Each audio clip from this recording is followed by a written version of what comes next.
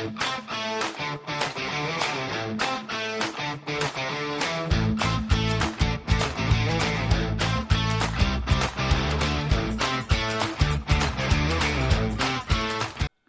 so glad that you've chosen to watch this video today.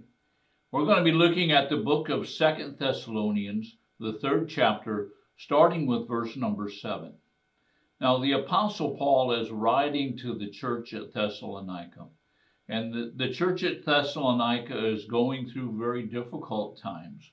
And the Apostle Paul is writing to them to instruct them and to bring them comfort. Now, in verse number 7, the Apostle Paul says something that's pretty amazing if you think about it.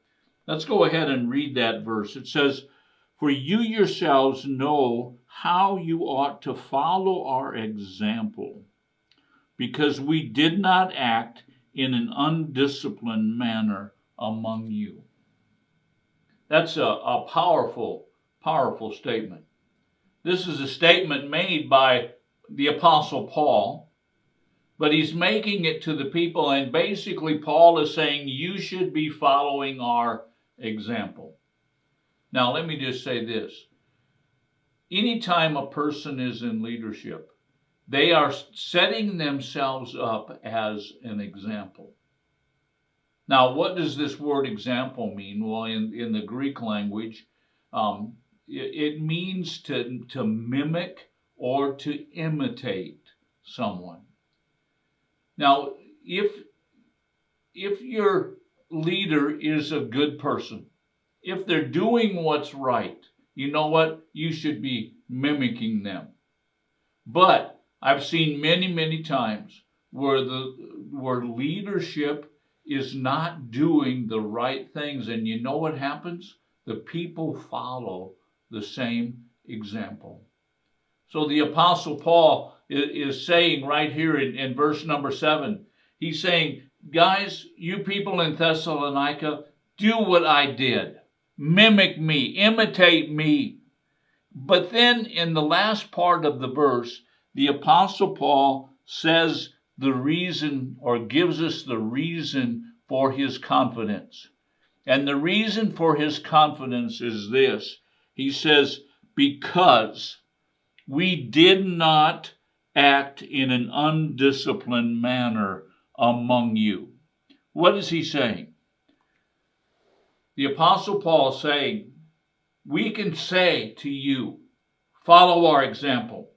And the reason why you can follow our example is because our example was not an undisciplined example.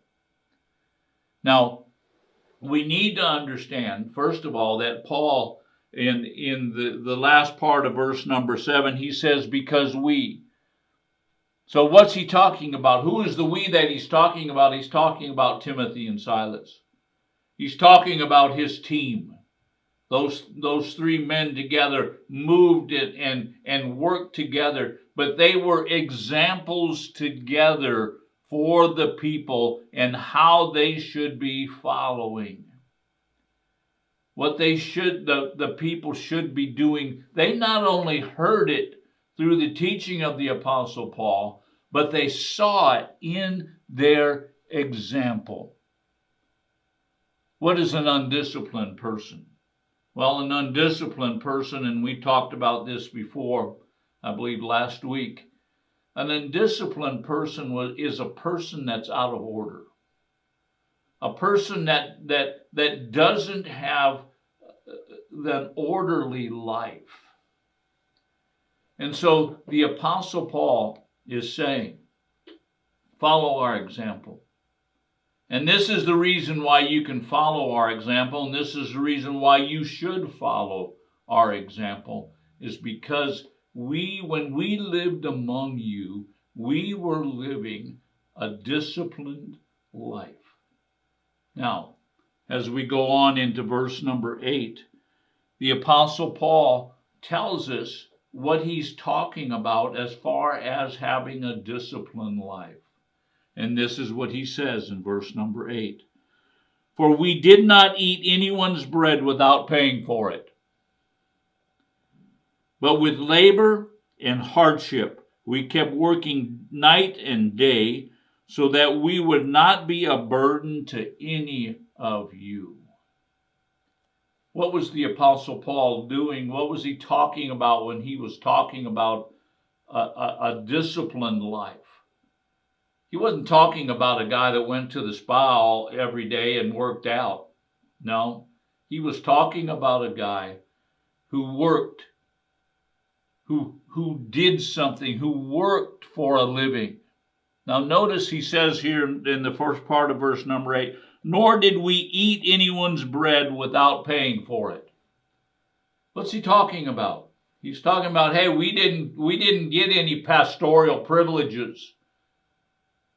You know, I've run into pastors that they're always looking for something.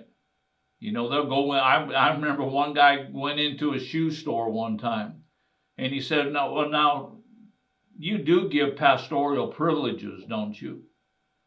What do you mean pastoral? In other words, you need to sell me these shoes for a cheaper price than you'd sell them to the everyday person. Let me tell you something. That's an undisciplined person. Don't follow a person like that. I've seen them go into restaurants and ask for discounts because they were pastors. You know what?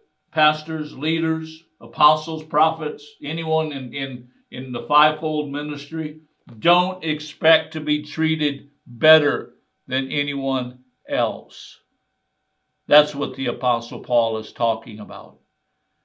Don't be undisciplined. You know what happens is pastors and leaders, apostles, prophets, evangelists who operate that way, you know what happens? The people that they're leading begin to operate in the same way. And pretty soon you see believers walking around through town acting like they are something special, something that needs special treatment.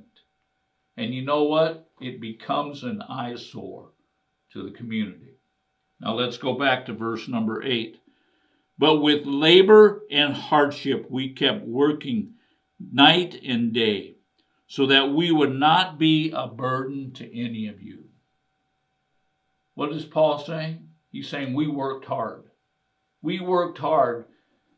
He uses two words here. And basically these words mean that the first one, that to labor, means to beat one's breast in the Greek language. It means to labor to the point of grief. And then the word hardship means wearisome labor. You see, the Apostle Paul was working day and night. And what was he doing? He was working for the sake of the kingdom of God. Now, we're going to continue this in our next video. So I hope that you join us again. Thank you for watching today.